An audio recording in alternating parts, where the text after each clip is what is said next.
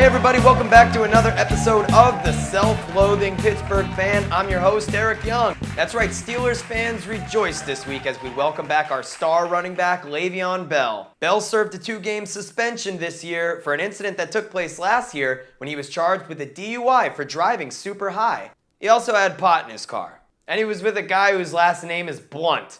Pronounced Blunt. Whatever, all I can say is that it's finally over, and Le'Veon, it's great to have you back. Moving along to today's first segment. Well, I predicted Vernon Davis, the tight end of the San Francisco 49ers, to have a Regronkulus-like day running free through the Steelers secondary. Whatever, and in case you were wondering, I did play him in one of my fantasy leagues, and he put up pretty pedestrian numbers. I also predicted Colin Kaepernick to not get sacked a bunch of times. Well, he did. And whatever again, I'm super pumped about that. Steelers registered 5 sacks for the first time in I don't know how long, because I didn't research that. And finally, I predicted fullback Will Johnson to vulture 2 touchdowns from DeAngelo Williams. But guess what?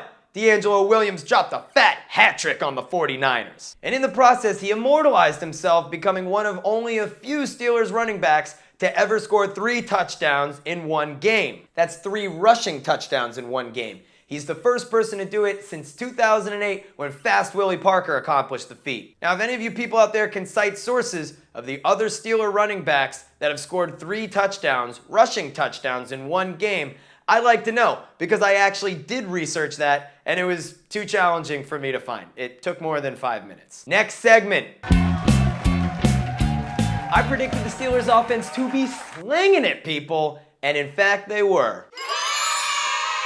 Now, my dudes and dudettes, you're looking at the best offense in the league. And they got the nuts to prove it stat-wise. They're posting 458.5 yards per game. This is basically like watching Lemieux and the Penguins in the early 90s. I also predicted the 49ers offense to do really well, and guess what? They did too. Colin Kaepernick threw for over 300 yards, and the Steelers secondary again looked hella weak sauce. This is something that we've unfortunately come to expect at this point. And finally, I predicted a Steelers win, which puts your boy Erik Young at a 1,000% prediction rate. But I'm not gonna George Costanza you people. I will not go out on a high note. I'm gonna continue to make predictions, which brings me to my next and final segment of the day, the prediction for this week's matchup of the Steelers versus the St. Louis Rams. So here's the deal. This game is a trap. I haven't liked the feeling of this game ever since the schedule came out. Steelers on the road, in a loud stadium, on AstroTurf, with a team that really only has one good thing going for it. It's defense. Not only that, look at how erratic St. Louis has been. They beat the Seattle Seahawks, who could have been the Super Bowl champions last year, and then they lose to the Washington Redskins? It begs the question that everyone is dying to have answered. Which St. Louis Ram team will show up? Remember the game last November when Emmanuel Sanders was killed by some Rams defender? Peyton Manning and the methodical Denver Broncos offense was completely stifled in that one. Unfortunately, I predict a similar outcome in this one. Nick Foles will get just enough protection to get the rock off and start chucking it into the 26th ranked defense. That's the Pittsburgh Steelers. And though we may not see a lot of him, at a critical point in a tight, low-scoring game, Todd Gurley will reignite faith in the entire Rams franchise with a long, impressive, and game-winning touchdown. The Steelers' offense, on the other hand, I foresee a mix of issues. Sacks.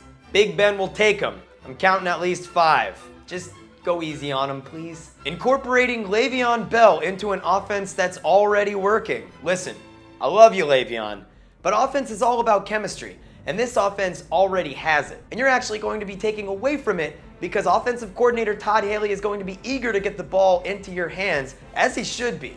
Not to mention, with the suspension and his injury at the end of last season in the playoffs, Le'Veon Bell hasn't seen NFL action since December 2014. Listen, I'm going to consider this one a win if the Steelers get out of St. Louis without any major injuries to key players. I know what you're saying. Erik, don't jinx us! But if you're a Pittsburgh sports fans like me and you believe in jinxes, then you're a hypocrite. Because Sidney Crosby scientifically disproved superstition when he grabbed the Eastern Conference Championship trophy before winning the Stanley Cup against the Detroit Red Wings in 2009. Here's the final score. It's gonna be close, but the Rams win it 20-14. For more episodes of the self-loathing Pittsburgh fan, get at me on Twitter or some other social media platform.